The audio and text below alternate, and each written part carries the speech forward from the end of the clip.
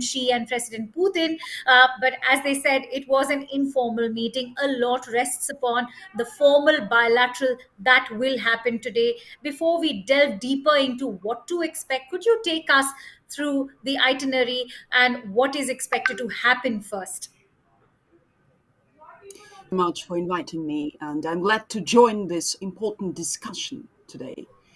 Actually, there are a lot of expectations from this meeting in Kremlin, and as you know, it's going to take place for 2 days. It's a first state meeting um, since President Xi has been re-elected in People's Republic of China. So, and somehow it's taken in Moscow and Russia today as a very important step towards demonstrating an official support from the side of China of the policy of Kremlin. This is the Right. main important message to the West. And in fact, as we speak, Roxolana, the other important development that's taken place is we've just received the first images of the Japanese Prime Minister Fumio Kishida arrive in Kiev. I was also going through the state mouthpiece for China, that is Global Times, speak about that meeting that Kishida had yesterday with Prime Minister Modi in India, and it spoke about a bloc confrontation.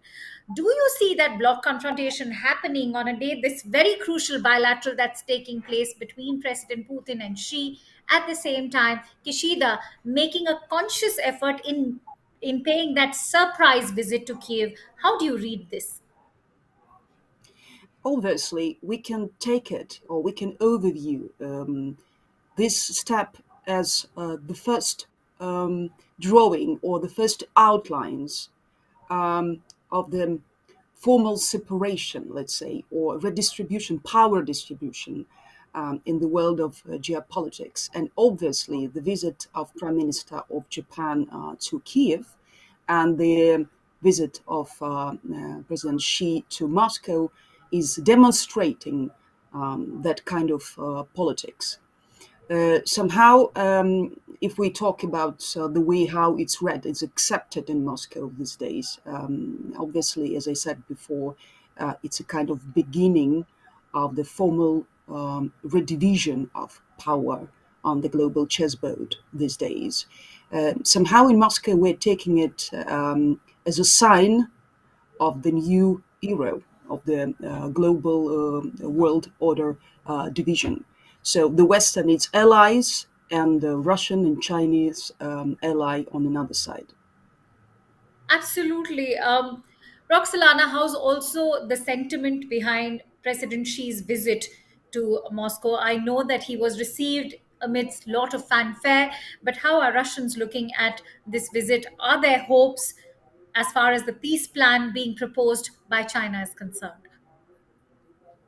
Yes, I think along with the big intentions, there are a lot of expectations. First of all, Russia being suppressed or being limited by the Western sanctions has a lot of expectation on enhancement of the trade collaboration, economic development, deepening the ties between Russia and China.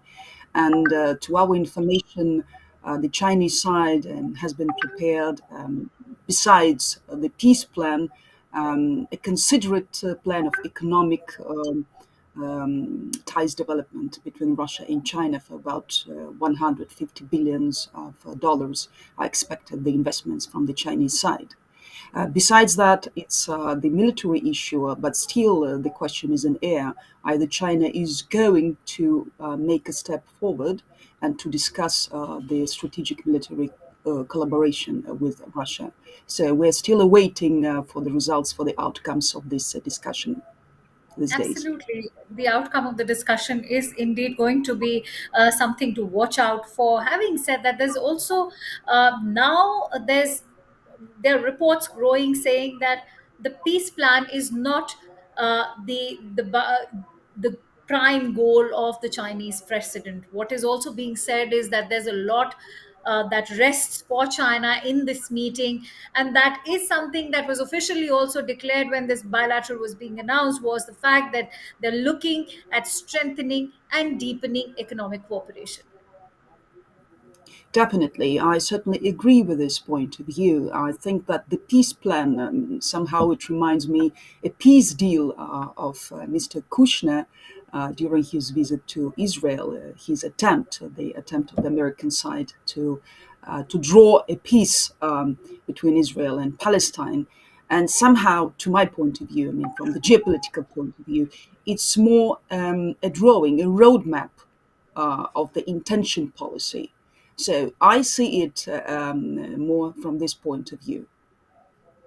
It's interesting you mentioned Jared Kushner's peace plan, and that brings me to the other agreement that has been brokered by China, which is, of course, in the Gulf. Recently, what we've seen China brokering that agreement between Saudi and Iran, two very old rivals. But having said that, we also know that President Xi's been buoyed by that agreement that was brokered by China. But many are also saying that. Comparing with that deal, mediating a war is going to be very different. Do you see that as more challenging than brokering that deal in the Gulf? Definitely. I think it's a much more challenging issue if we're talking about Ukrainian case. And somehow we also know that Chinese policy is tightly linked with the Chinese philosophy. In Chinese philosophy, especially in the realm of military art, teaches us to be very careful in the issues of the peace and war. And before China is taking any step in this direction, it has two, three extra plans as an introduction before we are getting aware of the actual